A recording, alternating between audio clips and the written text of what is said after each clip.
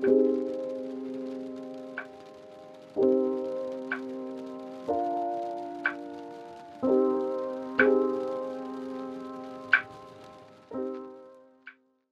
¿qué tal? Buenas tardes. Bienvenidos a la segunda sesión del curso Estelas de Piedra, Arqueología, Conservación y Comunidades en la Cuenca del Usumacinta, parte del programa público que estamos realizando en torno a la exposición Estelas del Usumacinta que realizamos Eduardo Avaroa, Emilio Chapela y yo, Sandra Rosenthal, en el Museo Amparo.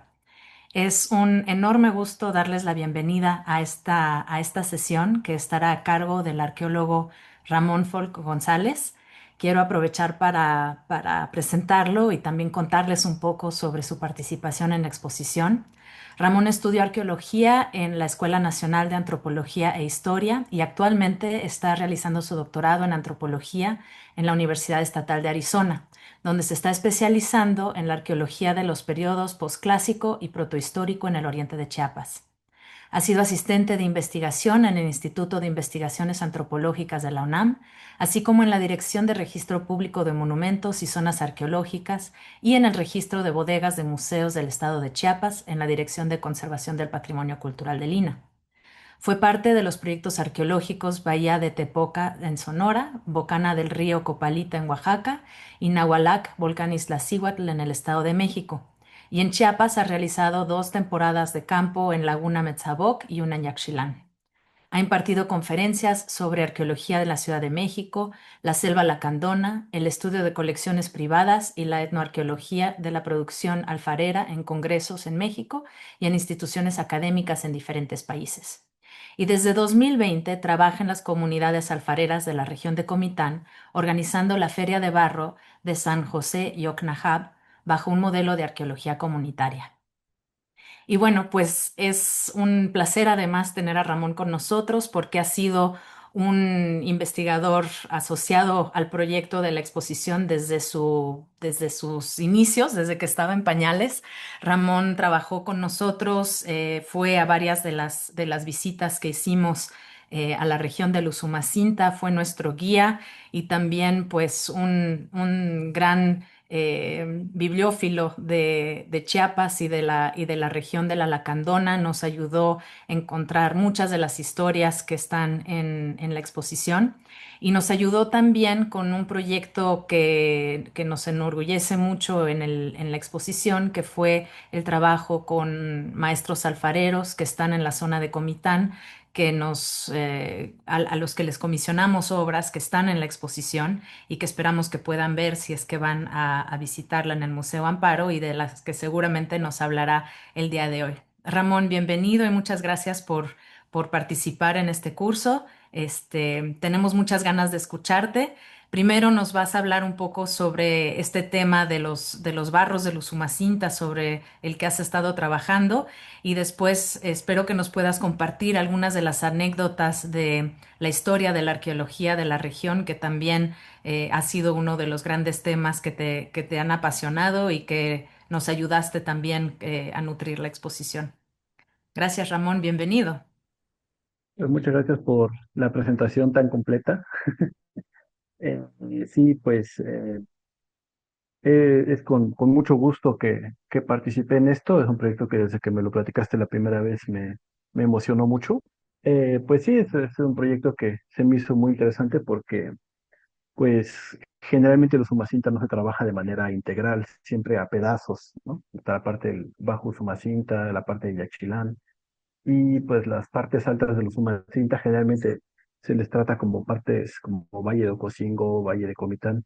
Y pues está la parte internacional, ¿no? Que el lago guatemalteco generalmente ha trabajado por separado. Entonces, creo que es muy interesante tener una exposición que trate los Umacinta de esta manera y pues todos estos como tal anécdotas que uno se encuentra en los archivos, pues aquí encontraron un espacio, ¿no? Yo las iba acumulando desde hace ya unos años y pues fue genial poder, ahora sí que desahogarlas entonces, en todas estas historias, ¿no? De Yaxchilán y las estelas y los monumentos. Y pues la conexión con los alfareros es muy bonita porque eh, pues al final del día las comunidades alfareras, ahorita lo van a ver, se encuentran la mayoría en los nacimientos del río y en donde desemboca el mar. Entonces, pues, es una especie de ver a los alfareros es una manera de ver también este movimiento de la tierra que arrastra el agua y que eventualmente, pues, a través del agua viaja la gente, las historias, los oficios y todo esto, ¿no? La cuestión económica y demás. Voy a hablar de, en una primera parte de la parte etnográfica del barro y mi trabajo etnoarqueológico, de cómo es muy importante todavía como antropólogos, como arqueólogos, tener muy en cuenta esto del barro, porque además es un material muy duradero que podemos estudiar a lo largo del tiempo y que muchas veces es lo único que queda de muchas comunidades que desafortunadamente no entran en el registro histórico. Y pues la parte histórica de archivo también de el estudio y extracción de estos monumentos que actualmente pues llenan los museos y colecciones privadas y que también son parte de la historia tan compleja de este río. Entonces, primero pues, ¿para qué estudiar el barro? En arqueología se utiliza mucho un término que se utiliza como analogía etnográfica, que es que muchas veces estudiar cómo se hace el barro tradicional actualmente nos permite entender aspectos de cómo se fabricó y cómo se utilizaba en el pasado. También como un arte popular que hay que documentar porque lamentablemente desaparece rápidamente, como un elemento central de la cosmogonía de los pueblos. El barro, al ser algo tan antiguo y tan central, tanto en la cocina como en las ceremonias, sí suele tener muchos mitos y creencias asociadas. Se estudia también como un objeto importante en la economía de las comunidades y también el impacto que ha tenido la entrada del metal y el plástico, por ejemplo, en comunidades tradicionales. Entonces, por ejemplo, en documentos del siglo XVI podemos ver cómo había pueblos que tributaban exclusivamente ollas, ¿no? Entonces, vemos ahí cómo hay un cambio también en la especialización y en algunos casos esta especialización continúa. Y también hay que estudiarlo porque es un material duradero. Es un material que muchas veces es lo único que vamos a encontrar, ¿no? Por ejemplo, si tenemos esta fotografía de los años 30 de una casa, esto es en Chamula, prácticamente lo único que va a sobrevivir en 100 años son las ollas que están en esta cocina y probablemente las piedras del fogón. Entonces, pues es un material que al final del día termina siendo el único testigo de muchas vidas pasadas. Entonces, bueno, ahora sí que introduciendo un poco el espacio, el Usumacinta es inmenso, es la cuenca más grande de México, es creo que una de las 10 más grandes del mundo, y es chistoso porque incluso llega hasta Belice, si se fijan, hay un cachito del Usumacinta que incluso nace en Belice, ¿no? Entonces es un río que es compartido, le podríamos decir que por 3 países, y que se divide casi a la mitad entre Guatemala y México, ¿no? Eh, En este río, pues vemos que buena parte de lo que es Guatemala y todo el oriente de Chiapas pertenece a la cuenca del Usumacinta. Por lo tanto, pues tenemos infinidad de comunidades alfareras que están asociadas a este cuerpo de agua, ¿no? Eh, mi trabajo se ha enfocado sobre todo en las comunidades del oriente de los Altos de Chiapas, así que voy a pasar rápidamente con las de Guatemala y las de Tabasco y la zona de Palenque, antes de entrar a los que más he trabajado, porque además son los que participaron en esa exposición. Se me hace muy importante incluir la parte como de los Altos de Chiapas como perteneciente a los Umacinta, porque de cierta manera es una de las muchas fuentes de este río. Entonces, a Guatemala lo voy a hacer un poco amplio, porque Guatemala, si tomamos todas las partes, son parte de los Umacinta, como eh, que es la parte de los Altos de Guatemala, el norte de los Altos, pues estaríamos hablando de una docena de comunidades. Entonces, para los que preguntaban ayer por bibliografía, voy a estar incluyendo la portada de los libros o de los artículos que voy a estar citando para que quien lo quiera eventualmente buscar lo puede eh, consultar. Para el caso de Guatemala, esta es la fuente más importante, el trabajo de Reilly Gil, donde vemos que sobre todo tenemos los pueblos de la zona del lago Petén y ya en la parte de Uspantán, Cobán, Zacapulas, tenemos una decena de pueblos alfareros también que eventualmente esos ríos llegan al río Chixoy y eventualmente a los Umacinta. Entonces, aquí Para la parte guatemalteca, pues es un poco complejo. Voy a retomar un poquito de este libro después, pero eh, ahorita me voy a mover más bien hacia el final de los Umacinta, lo que son los pueblos de Tabasco, los yocotanes o chontales. Estos han sido estudiados por, ¿cómo se llama? Por Miriam Gallegos Gomora, que de hecho ayer estaba en la plática de Mary Miller, no sé si esté aquí hoy, ojalá que sí, y espero que no me regañe si digo algo equivocado, porque pues este es el trabajo de ella. Eh, los pueblos chontales, pues son los pueblos que habitan en donde el Usumacinta desemboca en el mar y tienen una alfarería muy diversa, que lamentablemente también está muy menguante, ¿no? O sea, se está perdiendo. Afortunadamente han habido estos registros antropológicos que por lo menos nos dan un testimonio de las técnicas y el uso de las arcillas, la minería y algunas de las ideas asociadas a estos materiales. En el trabajo de Miriam Judith, pues tenemos también la documentación de las técnicas, que vamos a ver difieren un poco de las técnicas tojolabales, y tiene un muy completo listado de las comunidades de Tabasco que hacen barro. Sin embargo, pues no son todas del Usumacinta. Tabasco ahí se juntan muchas cuencas, la del Grijalva, la de el Tepan, ¿cómo se llama? El río Tonalá, el Tolijá. Entonces, en este caso, pues Bejucal en Tenosique, Monte Grande en Jonuta, Vicente Guerrero en Centla, son como algunos de los pueblos que están en la cuenca del Usumacinta y que todos son de habla chontal o yocotán, pero que cada uno tiene sus variantes lingüísticas.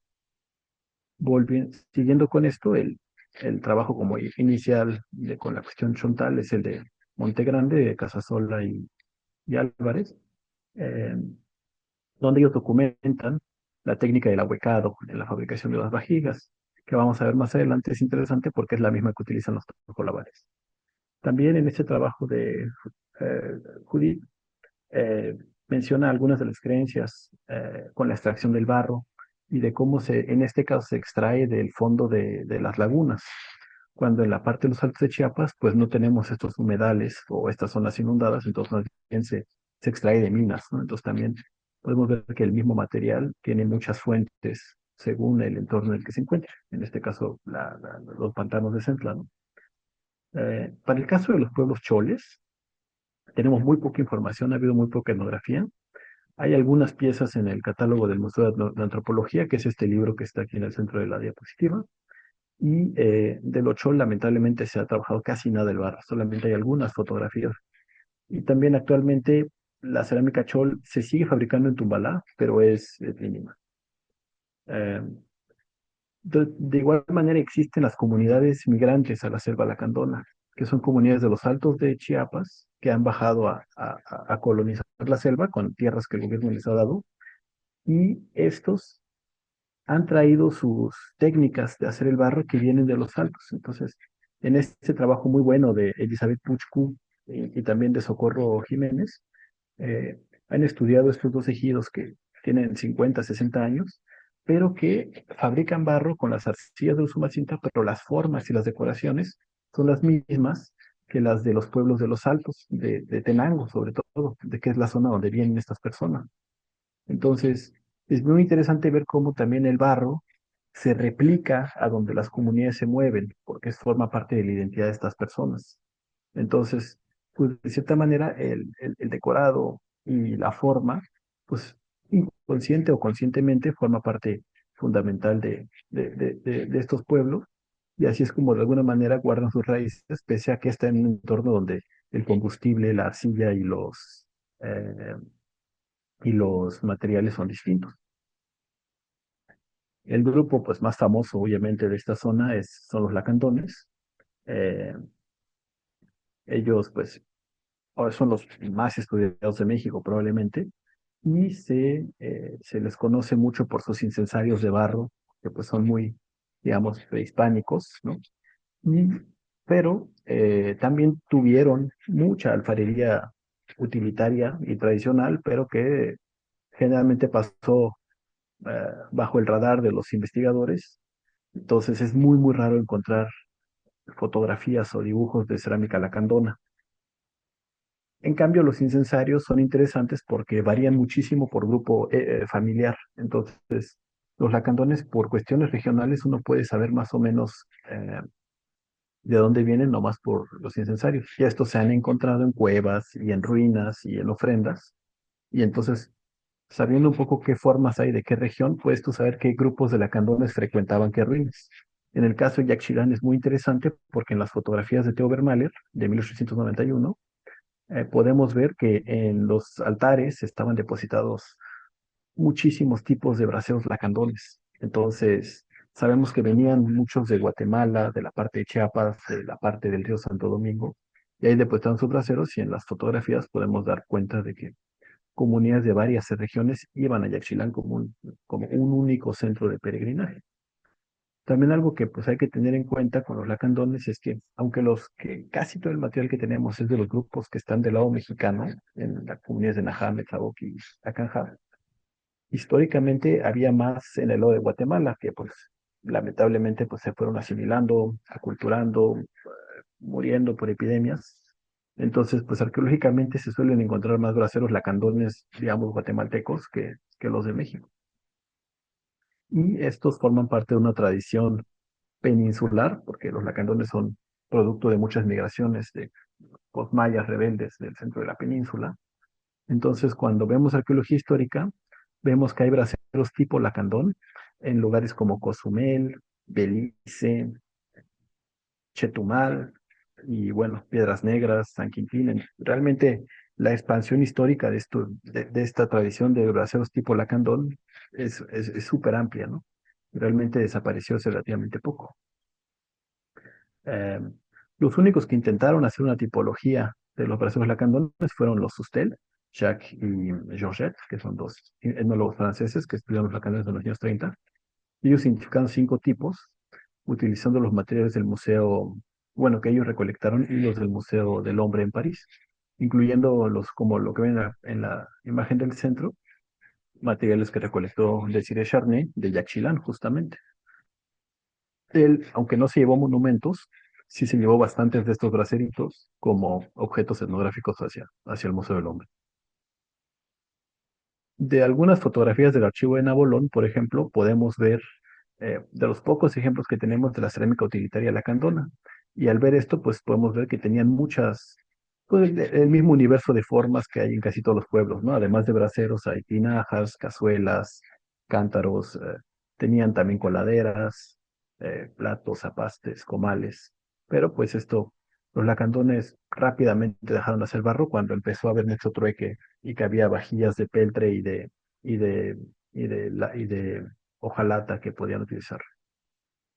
Y bueno, ya pasando a donde yo trabajo, que es la parte de Tojolabal, el Valle de Comitán es una de las fuentes del Usumacinta y aquí es una zona extremadamente rica en cuanto a producción de barro porque naturalmente se dan muy buenas arcillas debido a los suelos que están constantemente anegados, pero digamos constantemente en situación de humedad. Entonces se secan y se mojan cada año, eh, y eso permite que también sea muy fácil extraerlo para las comunidades que están en esta región. Aquí hay un mapa donde vemos que hay una 6 o 7 comunidades alfareas en el Valle de Comitán. Y bueno, una de las pistas más interesantes para entender la región de Comitán es su topónimo, que en náhuatl significa pues lugar de ollas, ¿no? Incluso aparece en el Códice Mendocino, eh, y vemos que su glifo es una olla, ¿no? Entonces, sabemos que hay otros lugares en México que, por ejemplo, que se llaman algo olla, y también ahí hay comunidades alfareras. Por ejemplo, está Comolco en Tehuacán, que aparece en los códices como el barrio alfarero de Tehuacán o de Cuixtlahuacán. Hay uno en Veracruz, que está junto a Catemaco, que es donde hacen las ollas en esa parte de los Tuxtlas, también se llama algo así como Comi, Comilco, pero y obviamente hay varios topónimos así que en algunos casos te puede indicar pues una presencia histórica de alfareros, ¿no? Entre las comunidades que hay en Comitán hay unas que ya no fabrican, como Canalum, que solía dedicarse única a la producción de tinajas grandes. Hay fotos históricas, afortunadamente, y todavía pudimos documentar a una señora, doña Transita Díaz, de 80 años, que todavía nos hizo el favor de hacernos unas ollas y dejarnos grabar todo el proceso, ¿no? Entonces, es uno de los pocos pueblos que siguen haciendo barro de gran formato en la zona y pues implica una técnica completamente diferente, tanto en la manufactura como en el quemado. En la otra comunidad, que de hecho hay piezas de Ojo de Agua en la exposición del Amparo, es Yalmutz y Ojo de Agua, son dos comunidades que están pegadas y en las dos hacen barro, lo sacan de la misma mina, y este barro tiene la cualidad de ser blanco y ser muy resistente al fuego. Entonces ellos hacen muchos doradores, ollas, comales y tinajas con las que luego se utilizan para ¿cómo se dice? El atol. Y la comunidad donde más hemos trabajado es Yoknahab, en Comitán, donde es históricamente, digamos, el pueblo grande de alfareros de la región de Comitán. Y entre algunas de las alfareras con las que hemos trabajado está Sofía, que también pues, con muchas visitas nos ha dejado ver cómo hacen su trabajo, que lo aprendió de su mamá y su mamá de su mamá. Y por lo menos en Comitán hay documentación histórica desde principios del siglo XIX, que es un fuerte centro de producción de barro. Y algo muy interesante es que la cerámica de Comitán es prácticamente idéntica a la que se encuentra del periodo posclásico del momento de la conquista.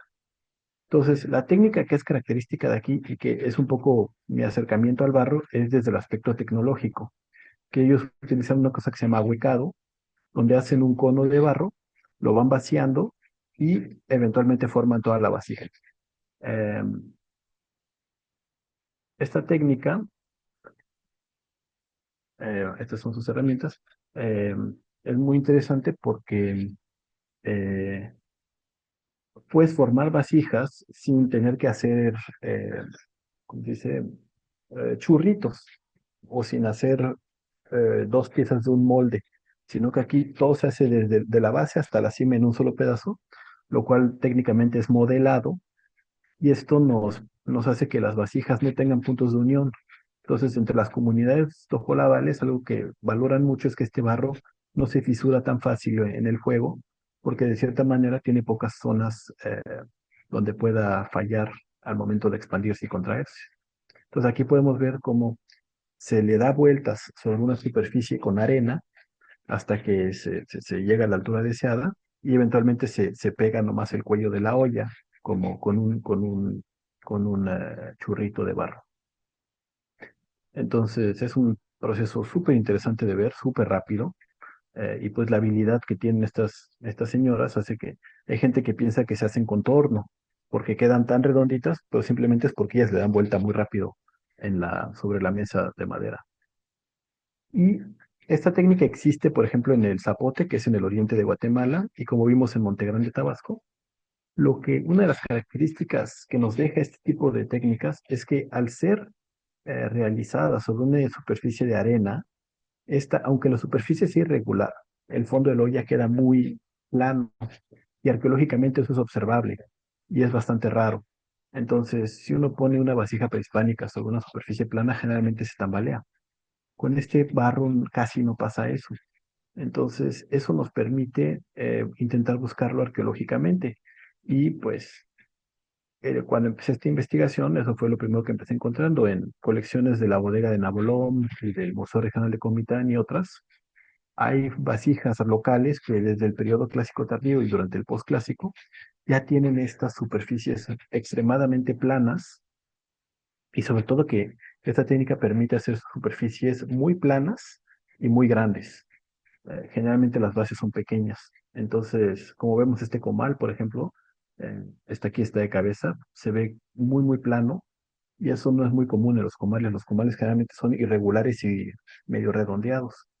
Entonces, ya viendo algunas de las vasijas posclásicas de la región, podemos ver esta del Museo del Arqueológico de Comitán y esta tinaja del mercado, y podemos ver en estos fondos que pues podría sugerir una continuidad en cuanto a la técnica. Obviamente la decoración y la forma varían mucho, porque pues eso ahora sí que son modas, pero la manera de hacerlo es mucho más estable a lo largo del tiempo. Y esta cuestión de las técnicas es muy interesante porque en grupos vecinos como los Chujes de Guatemala, vemos que ellos, la forma es completamente diferente. No hacen el fondo plano, sino que lo hacen redondo porque utilizan un molde, como en la foto de abajo a la izquierda. Pero la característica de ellos es que perforan la vasija para colocar las asas, como vemos en la foto de arriba a la izquierda. Y cuando hacen eso, deja huellas arqueológicas, bueno, huellas visibles en el material. Entonces, cuando uno va a ver colecciones como la de la Fundación del Nuevo Mundo, podemos ver que en pueblos coloniales de la zona de Grijalva, en la parte de Comitán, que son los pueblos de Coneta y Escuintenango, vemos que existen tanto fondos planos como asas perforadas. Entonces, sin tener documentos históricos, podríamos sugerir que por lo menos a estos pueblos están llegando barros formados en la tradición tojolabal y en la tradición de los chujes, que pues es de esperarse en una zona de comercio, ¿no? Pero es muy interesante poder tener un dato observable arqueológicamente, que eso suele ser muy raro. Entonces, pues ya viendo un poco el Valle de Comitán, lo que les decía, está esta parte que Comitán tiene una eh, edafología, unos suelos muy particulares que nos dan eh, estos planosoles, que son arcillas cargadas de hierro, por eso el barrio de Comitán es bastante rojizo. eh, que han permitido que este valle sea una zona de muchas minas de barro y que coincide mucho con la ubicación de los sitios arqueológicos posclásicos, de los cuales sabemos por fuentes históricas. Es muy interesante ver que donde hay minas, curiosamente también hay asentamientos del siglo XVI.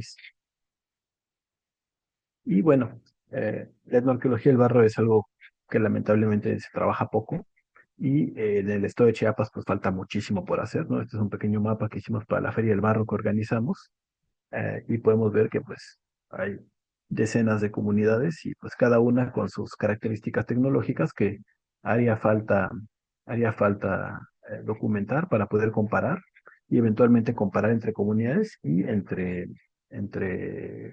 épocas, ¿no? Ver la cuestión arqueológica con la parte etnográfica.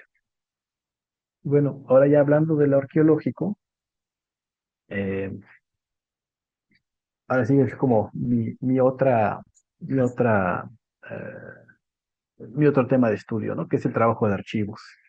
Entonces, pues bueno, vimos cómo el Usumacinta, pues bueno, tiene esta parte etnográfica increíble, ¿no? Y pues ahora pues toca ver un poco también de la historia de la arqueología y de, bueno, un poco del saqueo y de los personajes que están involucrados y todo el contexto histórico en el que se da la extracción de monumentos arqueológicos, bueno, de materiales arqueológicos, porque pues, ya vimos, por ejemplo, que Charney también se llevó braceros lacandones. Eh, para la historia del Usumacinta es muy importante, en particular, tres, eh, tres fenómenos. Uno que es la consolidación del Estado mexicano y por ende su frontera. Entre la independencia y el tratado de límites con Guatemala que se firma en el 81, hay casi 60 años de completo desconocimiento de dónde empezaba Guatemala y dónde terminaba México. En la época colonial solo existían muy pocos puntos en la frontera que estaban bien definidos. Uno cerca de Comitán, que era el Cerro de Ixful, estaba Tenosique, que se sabía que era como del lado de Tabasco, Chiapas, pero Tenosique era otro punto, Boca del Cerro, pero todo lo demás era completamente ambiguo. Entonces, hay que entender que muchos de los hallazgos arqueológicos que se dan en esta época tienen que ver con la exploración y la delimitación de la frontera.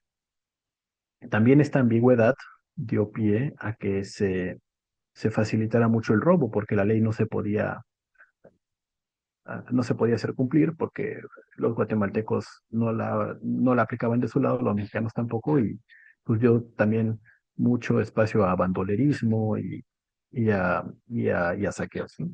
Eh, Otro momento extremadamente importante es el inicio de la extracción de maderas al interior de la tierra. La extracción de la caoba y del cedro, de las maderas preciosas, empieza desde el siglo XVIII, eh, sobre todo en Veracruz y en Tabasco. Eh, ya hacia principios del siglo XIX ya se habían cortado todos los grandes troncos de árboles en toda la parte de Tabasco y Veracruz. Y es a partir de 1820 más o menos que empieza a haber concesiones de extracción de madera en la zona de la selva lacandona, más allá de Tenosique. Eh, en particular es después de un experimento que realiza un tabasqueño donde manda a cortar unos árboles en el río Chixoy en Guatemala, espera la época de lluvias y ve que los troncos flotan hasta Tenosique. Entonces ahí es cuando se dan cuenta que pueden ir a cortar los árboles, echarlos al río y el río solito en las crecidas los iba a llevar hasta Tenosique. Entonces, durante la primera mitad del siglo XIX es que empiezan las grandes empresas madereras y muchas de estas terminan encontrando ruinas. Eh, Más tarde los chicleros en el siglo XX también serían los principales exploradores y guías para los arqueólogos. Eh, y también hay que entender también que con esto mismo de que es una región de frontera, pues hubo un cierto aislamiento hasta finales del siglo XX, ¿no? Hasta el zapatismo es cuando un poco por las circunstancias, se construyen las carreteras, ¿no? Entonces también es una zona aislada, ambigua y con este tema de la extracción de la madera.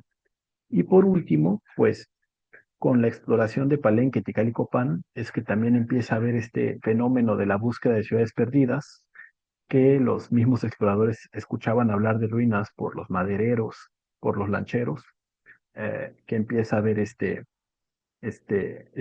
empuje hacia explorar el Usumacinta.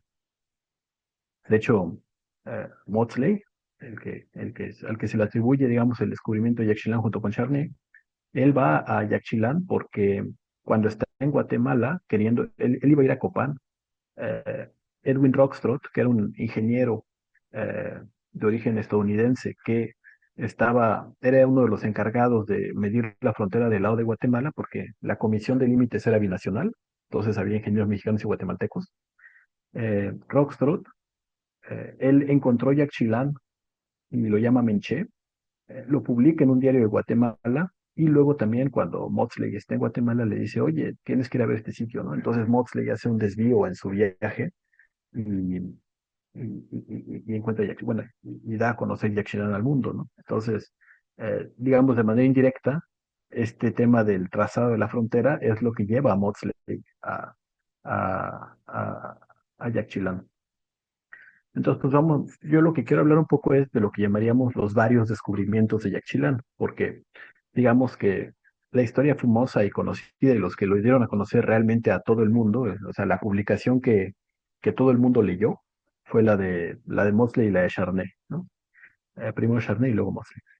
Eh, pero tenemos reportes de ruinas ahí, primero desde 1695, durante una expedición de un señor llamado Jacobo Alzayaga.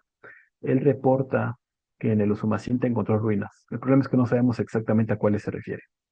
El primer reporte certero que sabemos de Yaxchilán y de Piedras Negras lo aporta Juan Galindo, que era un irlandés que se llamaba John Gallagher, pero cuando llegó a Guatemala se cambió el nombre, eh, y que fue nombrado por Francisco Morazán como gobernador del Petén. Juan Galindo, entre 31 y 32, explora la zona y describe los monumentos y las ruinas. Y pues por lo que escribe, sabemos, lo publica en Londres, eh, sabemos muy bien que está hablando de Yaxchilán y de Piedras Negras, ¿no? Curiosamente, de la piedra que está en el río frente a Piedras Negras, y habla de las extraordinarias y magníficas ruinas que están en el río Yaxchilán, en Yaxchilán. De hecho, en este texto habla de que pasando el arroyo Yaxchilán, que es el arroyo que se junta a los Usumacinta un poco arriba de Yaxchilán, él dice, pasando el arroyo hay unas grandes ruinas y más abajo está esta piedra remarcable monumental con caracteres, ¿no? Y luego ya habla de Palenque. Entonces, sabemos que de pasadita él supo de Yaxchilán y Piedras Negras. Y después de él, uno de los, digamos, así que hallazgos que hicimos haciendo esta exposición, pues, yo me puse a revisar un poco de todo, Antes de la publicación de Maudslay y de Charney, Manuel Larraín, un historiador chapaneco, publica un libro bastante importante, que son 5 tomos de su historia su historia de América, y él menciona el reporte de madereros tabasqueños de Tenosique que describen Yaxchilán y cita un periódico. Entonces, en el 76 publica una súper descripción que no deja dudas que es Yaxchilán y que encima es una descripción bastante completa. O sea, estas personas sí se metieron un buen rato al sitio. Entonces habla de estructuras abovedadas, de figuras de ídolos, de que hay templos con corredores. Es una descripción muy completa. La descripción sigue por 3 páginas, ¿no? Habla de que hay braseros de barro con figuras de ídolos de los lacandones, ¿no? Con copal quemado. Eh, Habla de que puede haber una conexión entre estas y Palenque. Habla de las ruinas de Lacantún, que también ya las conocían los madereros. Y en este trabajo menciona que los ingenieros Manuel Suárez y José Balay son los que le dan le dieron la noticia. Y en el Observador de Tabasco, que luego cita el diario La Voz de México, que afortunadamente es el que tenemos escaneado, también se menciona el hallazgo del señor Balay en 1874, ¿no? Que acaba de descubrir cerca de Tenosico unas ruinas de una gran ciudad que dicen que son toltecas, ¿no? Bueno, que esas son las interpretaciones de esa época. Pero los detalles que da es que se muestra que tenían un gran interés. Menciona, por ejemplo, que Policarpo Valenzuela, que era el dueño de una de las principales compañías madereras, eh, ofrecía 200 pesos si el gobierno accedía a organizar una expedición para que se recojan las antigüedades y se calquen las inscripciones. Es una lástima que esto cayó en oídos sordos, ¿no? Porque pues el gobierno de Tabasco hubiera podido, ahora sí que colgarse la medalla de haber descubierto Yaxchilán, si le hubieran hecho caso a estas personas que decían que era importante ir a investigar este lugar. Eh, Otra de las historias que son así anecdóticas, pero muy interesantes, es la de Jerónimo López de Yergo. Así como hablamos de Edwin Rockstrott, López de Yergo era un joven ingeniero, era de Balancán, era tabasqueño. Eh, López de Yergo, cuando era joven, uno de sus primeros trabajos fue ir a medir la frontera. Entonces lo mandaron solito a medir el río Sumacinta y él acampa en Yaxchilán en 1891. Esto es después de Charney, pero antes que Theobald Mahler. Y lo que es muy interesante es que él, al ser topógrafo, hace el primer mapa de las ruinas, y es un mapa topográfico. No sé si se acuerdan que ayer en la plática de Mary Miller menciona que Mahler hizo el mapa de memoria, ¿no? De cómo él las vio y que no era de certero, ¿no? Entonces, es muy interesante ver que aquí tenemos a López de Hierro haciendo un mapa topográfico del sitio y nadie supo de esto, porque López de Hierro lo mapeó y tomó muchísimas fotografías para sí mismo, pero no lo publicó hasta 1923. Eh, López de Hierro tuvo una vida un poco convulsa porque después de ser ingeniero fue diputado durante el gobierno de Victoriano Huerta, fue parte de los diputados que Huerta manda a la cárcel cuando asesinan a Belisario Domínguez. Entonces es muy probable que López de Hierro se haya guardado estos papeles y ya siendo viejo decide publicarlos, probablemente porque alguien lo convence. Una cosa importante de López de Hierro es que él, podríamos decir que descubre la Acrópolis de Yaxchilán y anota que ahí está la estela preciosa, que es la estela 11, que es la estela que pues, es como el hilo conductor de la exposición que tenemos aquí en el Usumacinta. Entonces él, en teoría, es el primero que la fotografía. Esta foto es un poco antes que Theobald Mahler, y él la mide exactamente su ubicación y dónde se encontraba. De estas anécdotas hay muchísimas, no me voy a extender de más, pero una tercera anécdota que se conecta con la de López de Hierro, en mi opinión, es la que viene en este libro, por los que quieran leer. En este de las Confines de Seba Lacandona, todo el estudio introductorio habla de por qué Enrique Juan Palacios hace una expedición a Chiapas en 1926. Y la razón es porque él quiso organizar una expedición que fue frustrada en 1912 como alumno de la Escuela de Antropología del Museo. Eh, y él dice que Yaxchilán, que Mahler lo descubrió, todavía tiene muchos secretos que dar y que era importante que una expedición mexicana los fuera a descubrir. Al final hubo muchos problemas políticos y la expedición no se hace. Y es irónico porque 20 años después, Morley y Thompson van a Yaxchilán y descubren muchísimos monumentos, ¿no? Que Mahler no había visto y la tipología de monumentos de Yaxchilán es la que da Morley. Pero es como una de esas grandes frustraciones de Enrique Palacios que fue, que fue pues la expedición que él no pudo hacer y que él estuvo hasta el cansancio intentando sacar adelante, ¿no? Entonces yo sospecho que Enrique Juan Palacios, en esos años que él era parte del Museo Nacional, pudo haber sido el que convence a López de Hierro, porque Juan Palacios también estaba metido en la política junto con Miguel López de Mendizábal. Entonces es muy probable que, bueno, yo creo que él podría ser la razón que convence a Jerónimo López de Hierro de publicar su testimonio sobre Yaxchilán, ya después de la revolución, un poco que después de que se calman las cosas.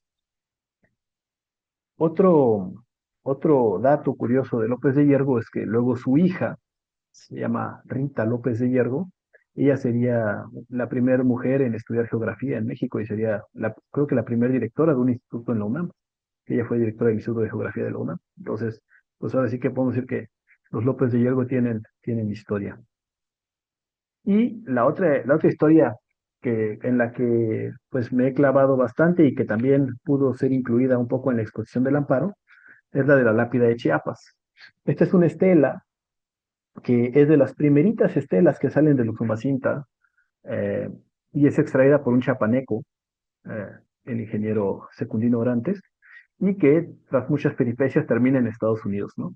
Entonces vamos a ver ahorita un poco también este caso que, pues, gracias a rascar mucho los archivos, se ha podido un poco reconstruir su historia y, y esta historia, pues, nos da un ejemplo de cómo estos objetos pues terminan en los museos o en las colecciones y muchas veces recorren caminos que honestamente no esperábamos, ¿no?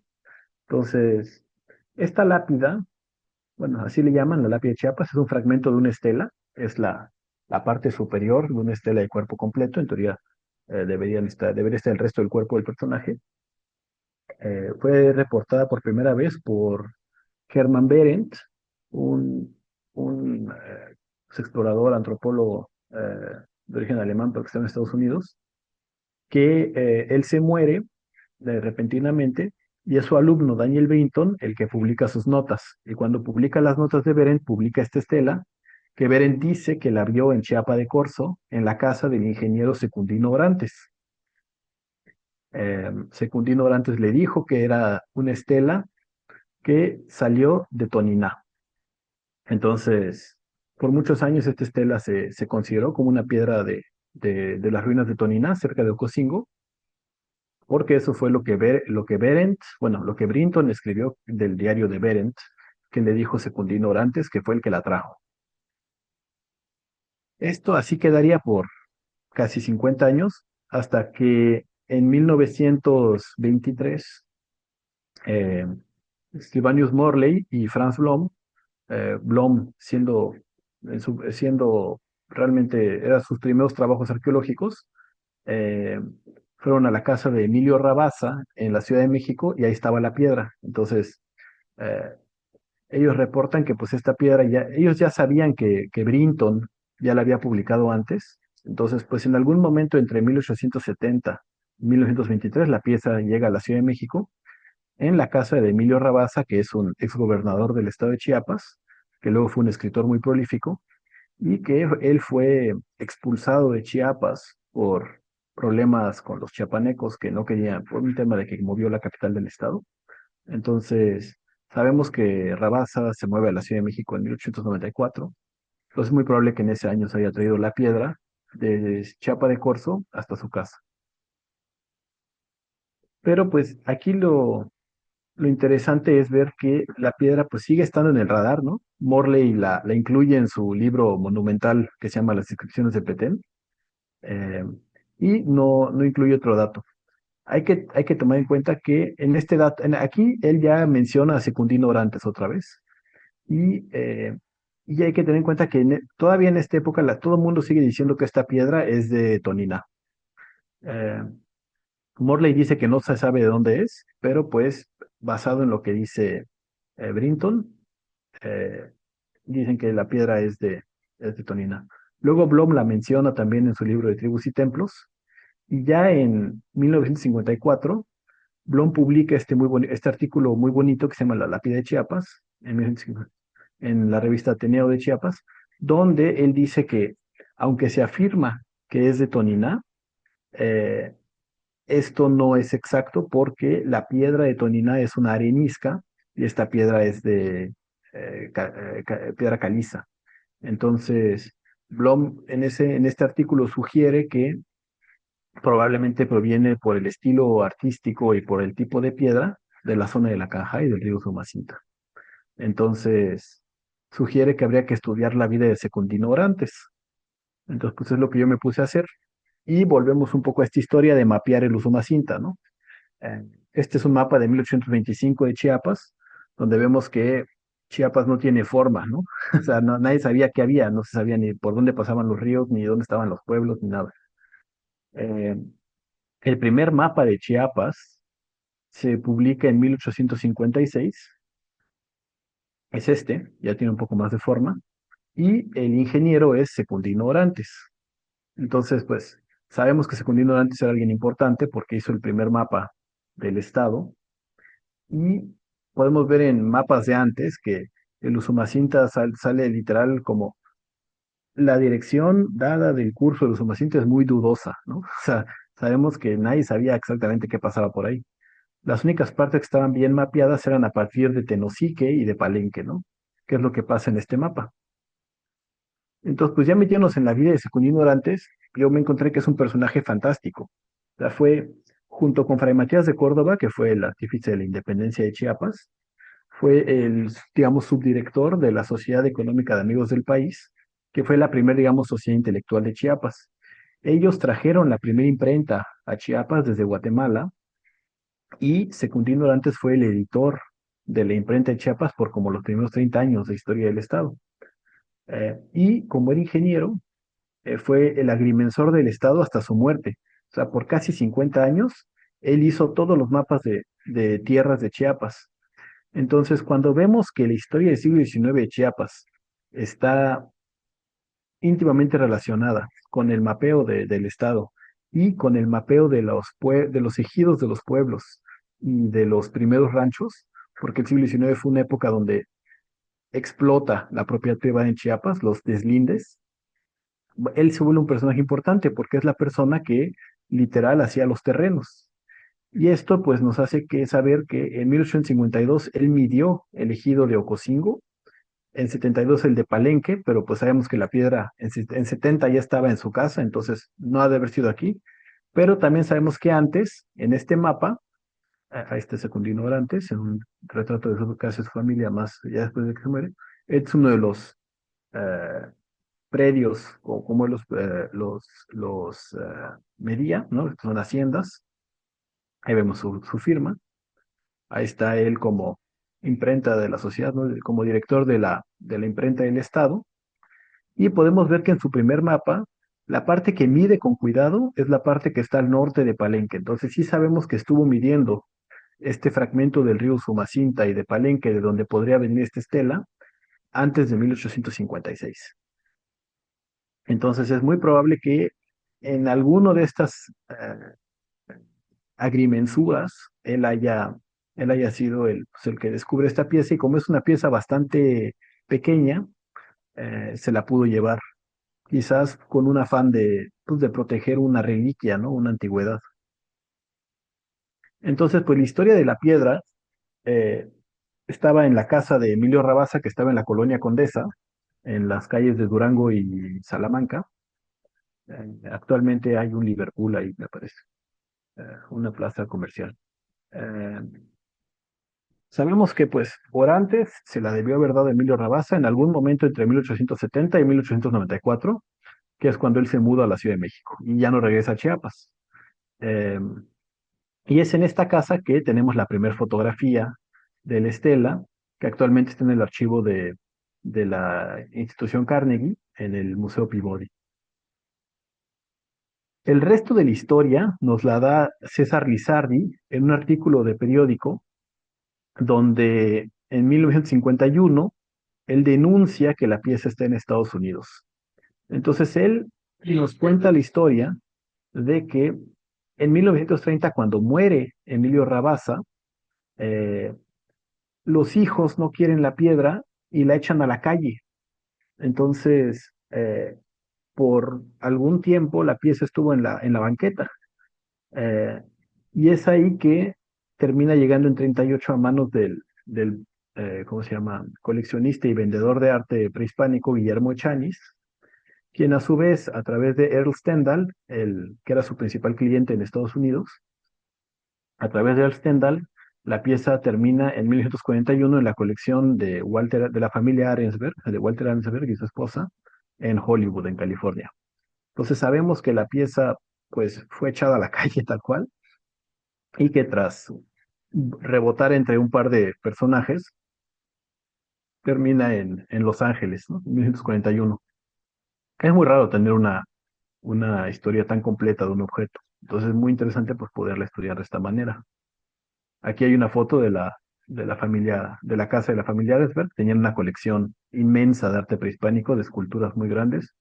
La pieza está ahí este es el comedor. Eh, para los que quieren seguir viendo libros, este libro de Hollywood Arensberg es súper interesante la historia de esta colección y de la casa y de cómo terminan estas piezas en el Museo de Arte de Filadelfia. Entonces, en 1950 la familia Arensberg la dona al Museo de Arte de Filadelfia y es ahí cuando César Lizardi los entrevista y Lizardi es ahí que narra toda esa historia.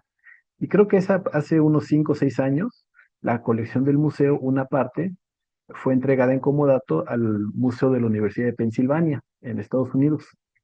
Entonces ahí es donde se encuentra actualmente. Y uno de los aspectos que creo afectan que esta pieza, no hay fotos recientes del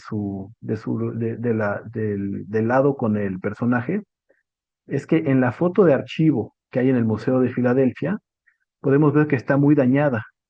Yo creo que ha de haber sido cuando estuvo en la calle, pues los peatones, la gente, algún niño, lo que sea, es- la dañaron y la desfiguraron.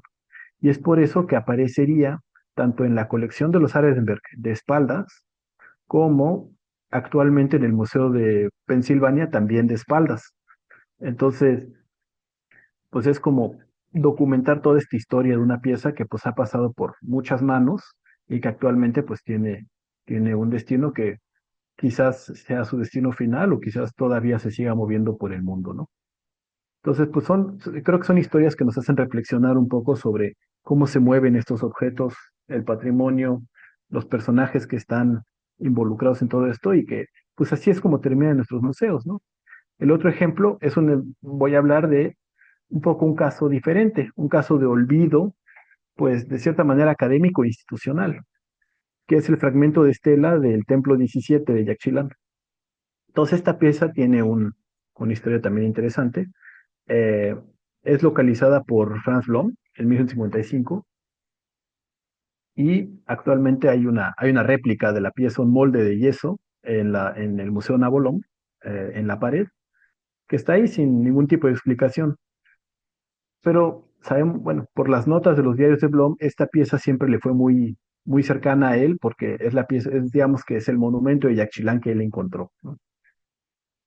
Entonces, la historia de cómo se encuentra viene en parte en los archivos de Nabolón y en el libro de esta mujer, Winifred Pitkin, que yo digo que es una septuagenaria genial. Ella escribió un libro de sus viajes por las ruinas de Mesoamérica, que se llama Las aventuras de una septuagenaria. Ella era una doctora jubilada que quería demostrar que se puede seguir haciendo cosas aunque uno está viejito. Entonces, ella pues empezó a recorrer el mundo a los 70 años y escribió su libro. Irónicamente se murió el año que escribió el libro diciendo que uno puede tener una vida plena a los 70, pero, pero pues ese era su objetivo. Y como tenía mucho dinero, ella financió esta expedición y financió el transporte de esta piedra al Museo del Estado de Chiapas.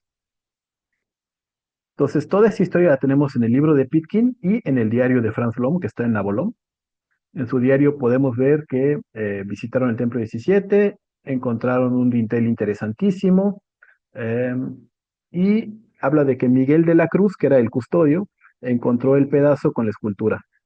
La fotografiaron echándole talco para resaltar los detalles. Ahí aparecen las fichas de Nabolón. Y sigue diciendo que el dintel tiene permiso de ser llevado al Museo de Tuxtla y que hay que tener cuidado con este señor, con Miguel de la Cruz, porque codicia cosas mayas para su museo, ¿no? Entonces, pues en la misma exposición del Amparo tenemos estas historias de los custodios que formaron parte del equipo que movió la Estela 11, pero que también eventualmente también vivían de extraer monumentos, ¿no? Pues ahora sí que era una zona donde no se podía hacer otra cosa. Entonces, pero es interesante la advertencia que deja Blom escrita sobre don Miguel de la Cruz. Y bueno, siguiendo con la historia del monumento, Blom lo publica en su ya clásico libro La Selva Lacandona, eh, y menciona que gracias a Pitkin, este fragmento y 21 figurillas pudieron ser traídos al museo. En el pie de foto también menciona que fue entregado al museo, pero yo creo que a Blom se le olvidó por completo poner que era el templo 17, porque si uno lo busca en Google, de esta pieza no existe una fotografía, y en los dos libros que hablan de monumentos de Yaxchilán, eh, en ningún momento se menciona como parte del Templo 17. De hecho no se reporta ningún monumento en el Templo 17, y sale como un fragmento misceláneo del Templo 44. Eh, entonces, pues sabemos que Peter Matthews pues, lo ha de haber puesto ahí porque supuso que era de ahí, pero este dato de que era el Templo 17 estuvo perdido pues desde siempre, porque Blom nunca no lo puso en su libro, lo puso en sus fichas y en sus diarios, pero a la hora de que lo publicó se le olvidó ese pequeño detalle. Entonces, por lo mismo, al no tener contexto, la pieza llegó a Tuxtla, pero inmediatamente se mandó a la bodega y ahí quedó abandonada, hasta que con el proyecto de la autora Marta Cuevas tuvimos la oportunidad de revisar toda la bodega y hasta el fondo de la bodega, el encargado, Ricardo Rojas, la sacó y pudimos, pues, decir, inmediatamente reconocerlo. Y como bonito colofón a esta historia, eh, cuando volteamos la piedra, tiene una inscripción que dice 28 de enero del 55, Yaxchilán, Chiapas, encontrada entre los escombros de la estructura número 17 de el plano de John Bowles, y traída por Franz Blom a expensas de la doctora Winifred Pitkin. Entonces, pues creo que es bonito punto para acabar esta plática y pues, pues reflexionar un poco, ¿no? Que cada monumento en los museos tiene estas biografías, ¿no? Estas historias de cada objeto que, que los hacen únicos y que muchas veces lo que sería un fragmento sin contexto termina teniendo una historia muy rica y que se puede contar y que incluso pues les da personalidad más allá del objeto que sería la piedra de Chiapas, ¿no? Estela sin contexto de los Umacinta, pero cuando vemos que estuvo votando con un exgobernador, escritor y luego con los coleccionistas Echanis y Arensberg y el tema de Secundino Orantes, pues son piezas que terminan siendo parte de fenómenos históricos y historias más grandes, ¿no? Entonces, creo que esto es una de las cosas que se intentan contar en la exposición del Amparo, y contar esto. El río Sumacinta arrastra tierra, arrastra monumentos, arrastra personas. Ha habido también, yo tenía pensado poner en esta plática, pero ya dije, me iba a tardar mucho. El río también arrastra personas, ¿no? Hay muchos muertos en el Usumacinta y son historias muy interesantes. Hay ingenieros de la Comisión de la Comisión del Usumacinta que se murieron, el ingeniero Cornelio Colorado, ¿no? Que tiene nombre como de personaje de ficción. Se murió un duque de Manchester en el río Usumacinta en Bonampak, ¿no? Obviamente Carlos Frey, eh, Franco Lázaro. Entonces, hay muchas historias así, también de gente que perdió su vida en este afán de extraer cosas de los Usumacintas, ¿no? Ya sea información o monumentos. Y bueno, pues también pues es una manera a los que sean estudiantes o a los otros académicos que quieran, que estén interesados en toda la parte de la Usumacinta, pues es una invitación a que realmente hay muchísimos temas que no se han publicado, muchísimos temas que apenas se han tocado. Por ejemplo, la cerámica Chol. Nadie ha hecho ni un trabajo de la cerámica Chol. Una clasificación de los braseros lacandones la empezaron los Sustel, pero también nunca se ha hecho. Eh, Todos estos fragmentos de monumentos que están en bodegas, la mayoría siguen sin tener contexto y aparecen en reportitos, periódicos, anécdotas. Entonces, pues sí, yo quería hacer como este par de anécdotas que nos permitirían, eh, pues, hacer crecer el interés entre los investigadores de empezar a investigar todo este fenómeno, ¿no? De la biografía de los objetos. Y pues con eso yo termino mi plática y les agradezco a todos por su atención. Y también agradezco a Nabolom, al Museo Amparo, a Lina y a todas las personas que han participado en esto.